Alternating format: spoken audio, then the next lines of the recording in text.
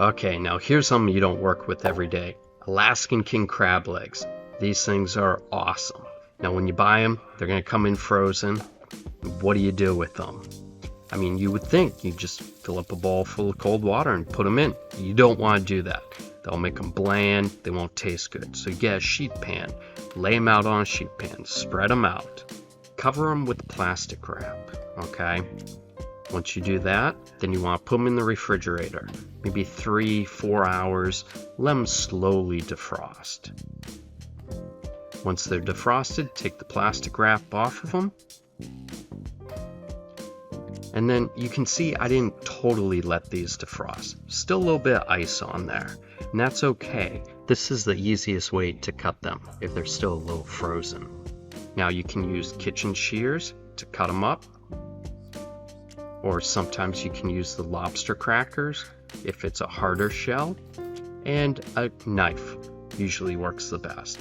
Big chef's knife. You just strike down, hit it with your hand, and you can cut it up. Then hit it with your hand again, and chop it in half. There you go. Now the joints are going to be the easiest to cut. Use the bottom of the knife, strike it and hit it with your hand, and then other parts you just want to insert the tip of the knife and just push down, and if you have to you can hit it with your hand again. Maybe pick the crab up and then finish the cut.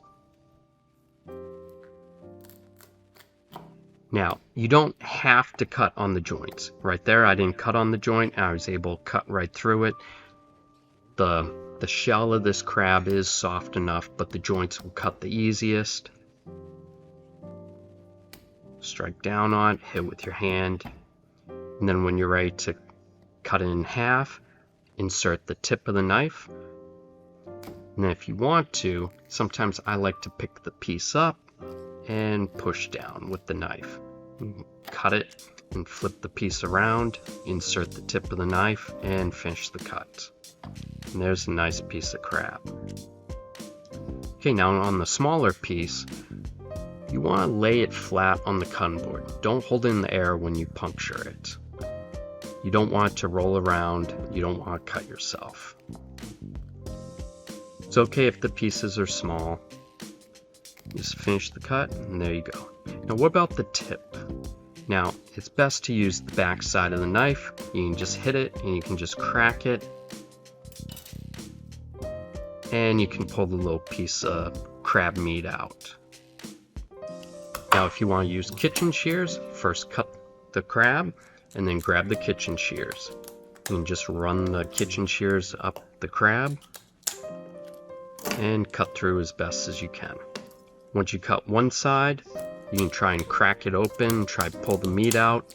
If you can't get it, use kitchen shears to continue the cut. Okay, now that's a nice piece of meat right there. Now you can eat that as is, or you can cut it in half, and you can put it back in the crab shell. Okay, now using the kitchen shears, you can use it to cut the tip.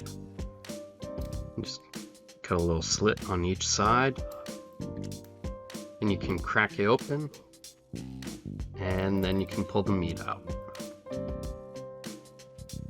Now always make sure that you clean off your cutting board while you're doing this, because when your cutting board's messy it can slip. Now if you have some bigger pieces, you could use a hammer, not a sledgehammer, but honestly some bigger pieces like this claw piece, it's a lot harder of a shell. So we're going to use the knife first, and we're going to end up cutting it. So we'll cut it into pieces. And be really careful with this, because this shell is a lot harder. You could cut yourself very easily. So the claw here, best thing to do, flip the knife over and just hit it with the back of the knife. Now crack the shell in half and pull it apart, and the rest of it just use the back of the knife. If you don't want to use the back of the knife, you could use a small hammer, or you could use a lobster cracker, but definitely don't try to insert the knife because you will cut yourself.